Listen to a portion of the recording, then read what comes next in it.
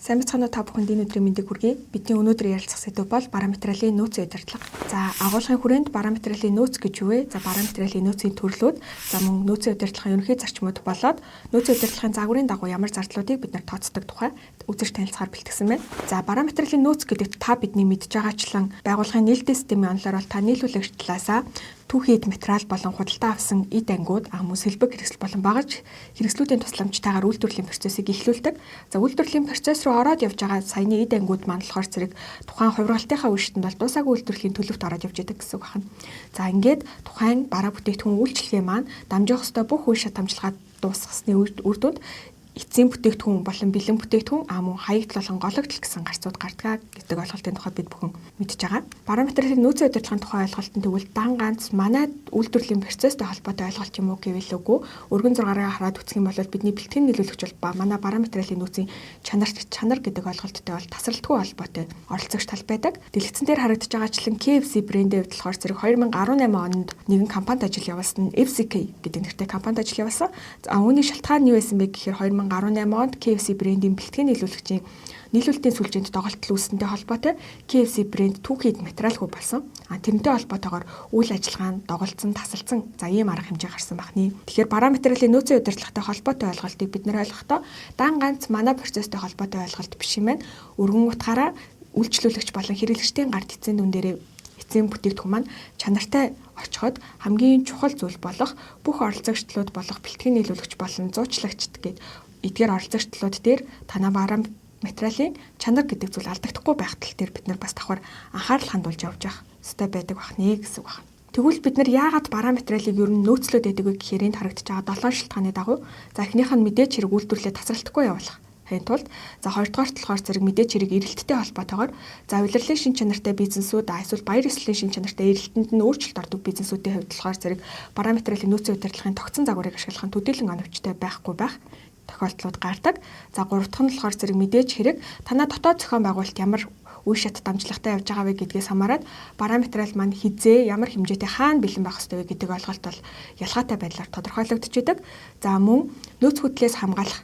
За та бүхэн мэдж байгаачлан за 2019 он 20 онд ковид цар тахал гарсантай холбоотойгоор хил хаасан. За үүнтэй холбоотойгоор манай ихэнх үйлдвэрлэгч байгууллагуудын хувьд болохоор зэрэг түүхийд материалын хомсдолд орсноос болоод үйлдвэрлэн зогссон за ийм үйл явдлууд болсон байгаа. Тэгэхээр энэ зүйлээс урьдчилан сэргийлэхийн тулд бид нэр зайлшгүй байлгах нөөц гэдэг ойлголтын тухай давхар судалдаг. За мөн захиалгын циклийн дагуу үйлдвэрлэлээ явуулах буюу нөөцийг хамгийн бөөнөр нь худалдаж авах, за хамгийн боломжит бага зардлыг ямар байлгах боломжтой байна вэ гэдэг дээр судалгаа шинжилгээнүүдийг хийх асуудал яригддаг. За мөн худалдаа авалтын гэрээгээрээ үнийн өсөлтөөс сэргийлэх боломж биднэрт байдаг гэсэн үг байна.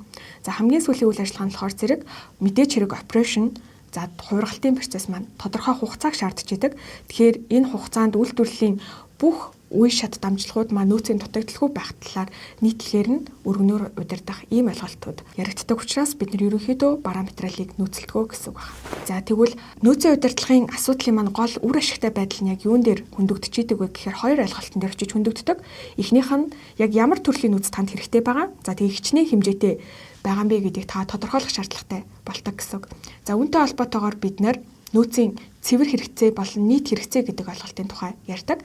За биднэрт одоо жишээ нь сарын эрэлт маань 100 байхад агуулгад маань 20 бүтээгдэхүүн байх юм бол нийт хэрэгцээ маань 100, цэвэр хэрэгцээ маань 80 бүтээгдэхүүн байна гэхээр бид нар бол хэрэгцээгээ тодорхойлох ойлголт гардаг. Тэгэхээр үүнтэй холбоотойгоор мэдээж хэрэг маш сайн алдаагүй, доголдолгүй тооллогын систем, бүртгэлийн систем гэдэг зүйл байгууллагатаа хөгжүүлэх шаардлагатай болж байдаг. Үүн дээрээ тооллого дээрээ үндэслээд бид нар ямар шийдвэрийг гаргах юм гэхээр хичнээн хэмжээгээр ямар давтамжтайгаар ямар байгууллагаас судалдаж авах вэ гэдэг рүү шийдвэр гаргадаг. За тэгэхээр үндсэн ийм хоёр асуудлыг ямар байдлаар зохион байгуулж байгаагаас нөөцийн удирдлага маань хэр зэрэг үр ашигтай байгаа вэ гэдгийг бид нар тодорхойлох боломжтой байдаг юм байна.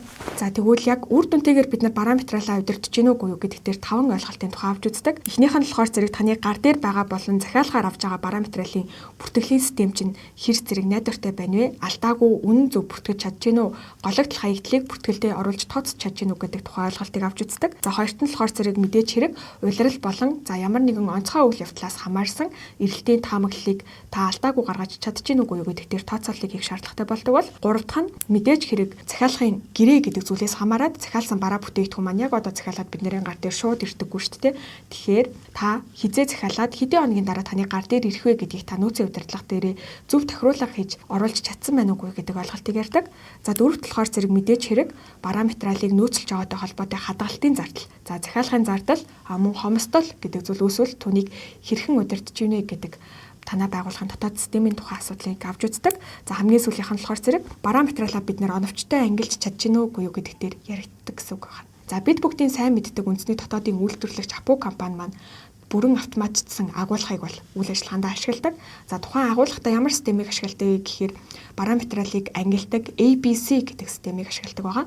За энэ нь цаанаа юуны тухай ярьж байгаа вэ гэхээр A төрлийн нөөц гэдэг нь таны хувьд байнгын эрэлт хэрэгцээтэй байдаг маш их хэмжээгээр ойрхон давтамжтай ашиглагддаг нөөцүүдийг хэлдэг бол B-ийн дундаж хэмжээтэй C нь бол цөөн хэмжээгээр ашиглагддаг нөөцүүдийн тухай ойлголтыг ярьдаг гэсэн үг. Энэний цаана ямар ойлголтыг бид нэр ярьж байна гэхээр та A хэмжээний нөөцийг ойрхон авч ашигладаг учраас бараа материалын үрэлтийг хийхдээ гарт ойр байдлаар өрөх тухай ойлголт. За C материалын нөөцийг харьцангуй цөөн давтамжтай бага хэмжээгээр ашигладаг учраас ер нь бол үрэлт хийхдээ A нөөцтэй харьцуулахад харьцангуй хол байршуулах боломжтой байдлаар зохион байгуулалтыг хийдэг гэсэн. За энэ нь бараа материалын нөөцийн удирдлагын хувьд процессын дарааллыг багасгах, хугацааг богиносгох гэсэн давуу талуудыг бий болгож идэг учраас танаа дотооддоо ашиглаж байгаа нөөцийн систем маань өөрөө ямар онцлогтой вэ гэдгийг бас дахиж нэг бодолцож үзэх шаардлагатай болдог байна. За эдгээр 5 ойлголтыг үр ашигтай хангахын цаана бид нэр 5 ялгаатай зардлын тухай ойлголтыг авч үздэг байгаа. За эхний ойлголт нь бол мэдээж хэрэг худалдаа авалтын зардал буюу түүхийд материалын тооноос хамааралтайгаар шууд хувьсах хэмжээгээр гарч авдаг тэр зардлыг хэлж байгаа гэсэн үг байна. За хоёр дахь нь хадгалтын зардал буюу та нэгж бүтээгдэхүүнийг тухайлсан нэг хугацаанд хадгалахад хэдийн хэмжээний зардал гарч байгаа вэ гэдэгтэй холбоотой ойлголтыг авч үздэг. За энэ ойлголтод бид нар нэмэлтээр хадгалттай холбоотой хүүгийн зардал, даатгалын зардал, за мөн татвар болон илэгдэл, хорогдол, за буруу хадгалтаас үүсэж байгаа хорогдлуудын зардлыг бас бид энд оролцуулж ойлгодог ийм ойлголт байна. За 3 дахь ойлголт нь юу вэ гэх юм бол захиалгын зардал буюу бараа материалыг захиалах, хүлээж авахтай холбоотой гарч байгаа зардлуудыг ойлгодог. За энд болохоор мэдээж хэрэг та одоо байгаа нөөцийн хэмжээн дээрээ суйрлаад ямар хэмжээтэй захиалах шаардлагатай вэ гэдэг тооцооллыг хийхэд орж байгаа бүх төрлийн зардлуудыг ойлгодог гэсэн үг. За нэмэлтээр ирсэн барааг шалгахтай холбоотой чанарын шалгалтын зардлууд, за мөн түр хадгалах газарт шилжүүлж байгаатай холбоотой дамжин өнгөрөх цэгүүд танаа нөгөө логистикийн бодлогууд ямар байгаа вэ гэдэгтэй хамаарат энэ бүх процессыг дамжаад танаа гар дээр ирэхдээ хэдийн хэмжээний зардлыг гаргаж байгаа вэ гэдгийг тооцох шаардлага гардаг гэсэн үг байна. За үүний араас бас нэг гардаг зардал нь тохируулгын зардал. За тохируулгын зардал гэдэг дээр бид нар юуг ойлгож байгаа вэ гэхээр энэ нь та гаднаас бараа материалыг худалдаж авдаг биш, өөрийнхөө түүхийн эд материалыг үйлдвэрлэдэг үед бараа материалын үйлдвэрлэлтэй холбоотой өөрсдийнхөө тоног төхөөрөмжтөр өөрчлөлт тохируулах хийж байгаа тэр зардлыг бид нар ойлгодог байна. За хамгийн сүүлд нь хомсдлын зардал гэдэг ойлголтыг авч үздэг. Хомсдлын зардал гэдэг маань бидний мэддгээр алдагдсан боломжийн зардал гэдэг эдийн засгийн ойлголттой нэлийн төстэй ойлголт байгаа. За энд юу хэлж байгаа вэ гэхээр таны үйлдвэрлэж байгаа хүчин чадал маань өөрөө эрэлтээ хангаж чадахгүй байгаа тохиолдолд та бүгд маань хэдийн хэмжээний хохирлыг хүлээж байгаа вэ гэдгийг ер нь бол тооцсон энэ зардлыг хэлдэг гэсэн үг байна. Тэгэхээр эрэлттэйгээ уялдуулж үйлдвэрлэлээ явуулахтай холбоотой алдагдсан боломжийн зардлыг ер нь бол хомсдлын зардал гэж та бүхэн маань ойлгох боломжтой байх нэ. За эдгээр зардлуудыг хооронд нь нэгтгсэн нэг ойлголт болгож базаж үздэг нэг загвар байдаг нь бараа материалын нөөцийн удирдлагын загвар. За энэ загварт бид нар юуг авч үздэг вэ гэхээр энэхүү загвараар бид бүхэн за бараа материалын хэрэглээ болон эрэлтийг графикын байдлаар дүрслэх, за мөн давхар хяналт тавих боломжийг бид нарт олгож идэг гэж байна.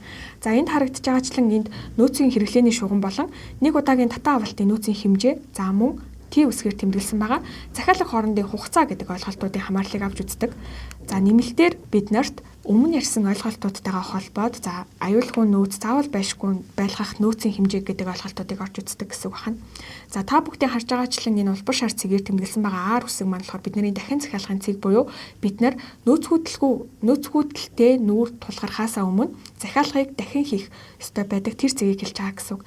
За R цэг дээр та захиалга хийж амжихгүй тохиолдолд юу үүсдэг вэ гэхээр за жишээ нь таны бэлтгэн нийлүүлэгч танд захиалга өгснөөс хойш 7 хоногийн дараа бараа материалыг нь хүргэж ирдэг байлаа гэхэд та 7 хоногийн өмнө захиалга өгөх буюу тухайн 7 хоногийн хэмжээнд ашиглагдах нөөцийг гар дээрээ заавал авч үлдэх шаардлагатай.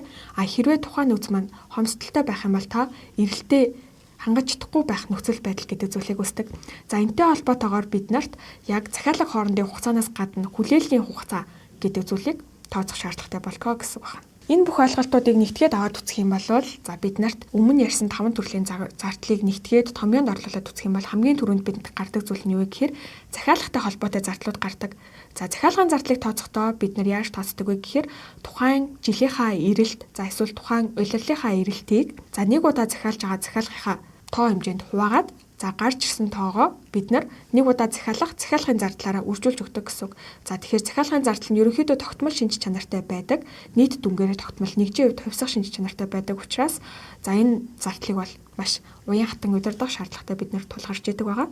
За хоёр дахь төрлийн зардал нь захиалаад бидний гар дээр бүрэн бүтэн хүрээд ирчихсэн байгаа бараа материалаа за яг чанар стандартын дагуу аюулгүй хадгалагтай холбоотой хадгалтын зардлууд гардаг. За хадгалтын зардал маань та бүгдийг мэдж байгаачлан түрээс за мөн бусад чанарын хяналттай холбоотой зардлууд ордог. За энэ зардлыг бид нэр тооцохдоо яаж тооцдог вэ гэхээр тухайн хугацаанд захиалж авч байгаа нэг удаагийнхаа захиалгын хэмжээг нэгжид ногдох хадгалтын зардлаар үржүүлээд хоёр тувааж тооцдог гэсэн үг. За яг энэ томьёоны цаана явж байгаа ойлголт нь яг хаанаас гарч ирж байгаа вэ гэвэл энэхүү график дээр харагдаж байгаачлан тухайн гурвалжингийн талбайгаар ер нь бол яадаг вэ гэхээр хадгалтын зардал маань илэрхийлэгддэг гэсэн үг байна. За яагаад вэ гэхээр бид нар тухайлсан нэг нөөцийг захиалж аваад тухайн захиалгын хугацааны дагуу тогтмол дүнгээр хоригдуулалт хийж идэг буюу тогтмол дүнгээр үйлдвэрлэл рүү оруулаад за тухайн түүхий эд материал маань дуусаагүй үйлдвэрлэл эцсийн бүтээгдэхүүн гэсэн төлөвүүдэд шилжиж явдагтай холбоотойгоор яг энэ гурвалжингийн талбайг олох зарчмаар ер нь бол бид нар хадгалтын зардал гэдэг зүйлийг тооцдог байна. Энэ хоёр зардал маань нийлбэр дүнгээрээ хамгийн бага байх буюу нийт зардал маань хамгийн бага байх тэр боломжит хувилбарыг бид нар ер нь бол бараа материалын нөөцийн удирдлага дээр үргэлж эрэлхийлж идэг байгаа. За тэгвэл тухайн цэгийг бид нар яаж олдог вэ гэхээр EOQ буюу за яг оновчтой захиалгын тоо хэмжээ гэдэг томьёогоор олдог байна. Энэ дээр үндэслээд бидний дараагийн тооцдог зүйл болохоор зэрэг та бараа материалыг захиалахдаа ямар бараа материал, ямар шинж чанартай бараа материалыг ямар давтамжтай захиалж байгаа вэ гэдэгтэй холбоотой тооцоолуудыг давхар хийдэг гэсэн үг байна. За эдгээр нийт зардал маань яг аль цэг дээр хамгийн оновчтой байдаг вэ гэхээр ер нь бол захиалгын зардал болон хадгалтын зардал хоёр маань тэнцэж явах тэр цэг маань бидний захиалгын нийт зардал хамгийн бага байх захиалгын оновчтой тоо хэмжээг тодорхойлж идэг тэр цэг байдаг гэсэн үг байна. Тэгэхээр та бүхэн маань энэ томьёоны тусламжтайгаар юу хийх боломжтой вэ гэхээр нэг удаа захиалга хийхдээ хэдийн хэмжээгээр захиалвал танаа байгууллагын бараа материалтай холбоотой зардал боломжит хамгийн доод түвшинд очих боломжтой вэ гэдгийг тооцох боломжтой болж байна гэсэн үг байна.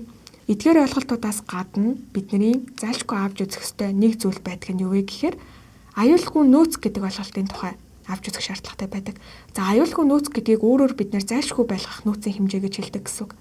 За аюулгүй нөөцийн зорилго нь яг юу байдаг вэ гэхээр ер нь бол нөөц хүдлээс хамгаалах буюу за гинтийн эрэлтийн өөрчлөлт эсвэл гинтийн байдлаар бараа материал ямар нэгэн байдлаар эвдрэлтэй, гэмтэлтэй ирсэн тохиолдолд за тухайн үед үйлдвэрлэлийг ямар нэгэн байдлаар доголдуулахгүй тулд ашигладаг. За энэ нөөцийн хэмжээг бид нар аюулгүй нөөц гэж тооцдог байна. Жишээ нь та бүгд өмнө дурдсанчлан ковид цар тахлын үед хөл хориод тогтоосонтой холбоотойгоор импорт буюу за гаднаас дотгошоо орж ирэх бараа материалын нийлүүлэлт гэдэг зүйл зогссон. Тэр үед байгууллагууд маань үйлдвэрлэлээ тодорхой хэмжээнд тасралтгүй явуулахад тусалсан нэг зүйл нь юу вэ гэхээр тэдний гар дээрээ нөөцлж өгсөн байсан бэлэн нөөц буюу аюулгүй нөөц гэдэг ойлголт байдаг. Тэгэхээр энэ нөөцийг ямар хэмжээгээр тооцох вэ гэдгийг та бүхэн маань өөрсдийн үйл ажиллагааныхаа чиглэл болон онцлогоос хамааруулаад ялгаатай байдлаар тодорхойлж авах шаардлагатай байдаг. Харьцангуй хадгалтын хугацаа багатай, эсвэл нөгөө хадгалах горим илүү хүндрэлтэй, хадгалахад төвөгтэй нөөцүүдийг удирдахад бол аюулгүй нөөцийн ер нь аль болгох байхгүй байх тал дээр анхаардаг. Яагаад гэхээр аюулгүй нөөц маань өөрөө цаанаа давхар зардлуудыг бас агуулад явждаг гэсэн үг. Гар дээрээ их хэмжээний нөөцийг ашиглах нь мэдээж хэрэг хадгалтын буруу горимтой холбоотой танд гологдол болон хаягдлын зардлыг чинь нэмэгдүүлэх магадaltaй. Мөн дээрэс нь зайтал батай холбоотой түрээсийн зардлыг чинь давхар нэмэгдүүлэх магадaltaй байдаг учраас ямар төвшөнд барих ёстой вэ гэдэг дээрээ байгууллага болгон дотоод журмаараа зохицуулт хийж өгөх шаардлагатай байдаг байна. Ингээд нэгтгээд харах юм бол бид бүгдийн өнөөдрийн үтсэн сэдв юу вэ гэхээр бараа материалын нөөцийн удирдлага гэдэг маань өөрөө дан ганц компани дотоод үйл ажиллагаатай холбоотой процесс биш буюу за нийлүүлэгч талаасаа бид бүхэн хангамжийн материал гэдэг зүйлийг авч яадаг. Тэгэхээр манай бүтээтгүүн эцсийн хэрэглэгчийн гар дээр очихдоо ямар нэгэн хаягдaltaгүй, гологдолгүй, эвдэрлэхгүй, гэмтэлгүй байх үндсэн нөхцөл нь болохоор зэрэг нийлүүлэлтийн гинжин хэлхээ гэдэг ойлголтыг бүхлээр нь үр дүнтэй удирдах тухай ойлголтыг авч үздэг. За тэрний нэг жижиг хэсэг болох бараа материалын нөөц буюу дотооддоо байгаа нөөцөдтэй холбоотой зардлыг хэрхэн удирдах тухай авч үзсэн байна. За нийлүүлэгч талаас бид нар хангамж байдлаар түүхийд материалыг аваад түүнийгээ бид нар үйлдвэрлэл болон үйлчилгээнийхээ орц болон ашиглаж байгаа. Үүнийгээ бид нар хувиргалтын гормлоо оруулаад дуусаагүй үйлдвэрлэл төлөвч шилжүүлнэ. За хувиргалт маань дуусаад гарц болоод эцсийн бүтээгдэхүүн болоод гардаг. За гарцаа бид нар хоёр ангиллаад байгаа. Анх дахь гарц буюу яг бэлэн болцсон байгаа бүтээгдэхүүн үйлчлэх юм. Хоёр дахь гарц болох илэгдэл, гологдол, хаягдал гэдэг ойлголтын тухай бид нар энд бас давхар ярьдаг гэсэн үг. Тэгэхээр мэдээч хэрэг эцсийн бүтээгдэхүүн маань хэрэглэгчийн гар дээр за гарцаасаа зуучлагчдаар дамжаад, борлуулагчдаар дамжаад хэрэглэгчдээр очиж байгаа буюу гадаад болон дотоод орчны тасралтгүй харилцаа холбоон дээр суурилж идэг ийм ойлголт байдаг.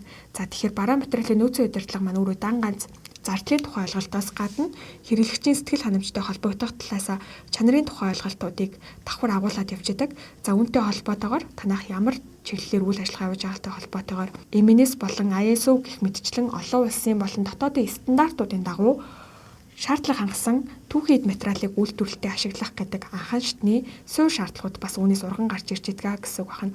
Тэгэхээр дан ганц зардлын тухай ойлголтоос гадна та ямар төрлийн бараа материалыг үйлдвэрлэлтэд ашиглаж байгаа нь эргээд та хэрэглэгчдэд хэдийн хэмжээний үн цэнийг өгч чадж байгаа вэ гэдэгтэй шууд холбоотой ийм ойлголт байдаг. Тэгэхээр энэ бүх эргэх холбооны хооронд хамгийн үр ашигтай байдлаар бараа материалаа удирдахдаа таны ашиглаж болох хамгийн суурь ойлголт болох нийт зардлыг ямар үед хамгийн бага байдлаар тооцох боломжтой вэ гэдгийг бид өмнөд орсон бараа материалын нөөцийн удирдлагын загвар гэсэн загварын дагуу тооцоолох боломжтой байх нэ. Хэдийн энд энгийн хэлбэрхаан хоёр томьёо харуулсан юм шиг боловч цаанаа захиалгын зардал маань өөрөө танаа үйл ажиллагаанаас хамаарат хэдэн төрлийн үе шатыг дамжиж байгаа вэ гэдгээс хамаарат нэгдүгээрт ялгаатай байдлаар тодорхойлогдно. Хоёрдугаарт мэдээж хэрэг нэгжид ногдох хадгалтын зардал гэдэг маань өөрөө танаа агуулгын хүчин чадал, агуулгын горим ямар байгаа вэ? Мөн ямар онцлогтой нөөцийгтэй хадгалж байгаа вэ гэдгээс хамаарат хадгалтын зардал гэдэг зүйл маань өөрөө ялгаатай байдлаар тооцогдож явдаг гэсэн үг байна. Ингээд нэгтгээд харах юм бол бараа материалын нөөцийн удирдлага маань өргөн зургаараа нийлүүлэгч талаас эцсийн хэрэглэгч тал хүртэлх процесс донд та үн цэнийг ямар байдлаар бий болгож байгаа тэр үн цэнийг бий болгохдоо хэдийн хэмжээний зардлыг ямар байдлаар бараа материалтай хуваарлаж байгаа вэ гэдэг ойлголтыг авч үздэг ойлголт байх нэ. Анхаарал хандуулсанд баярлалаа.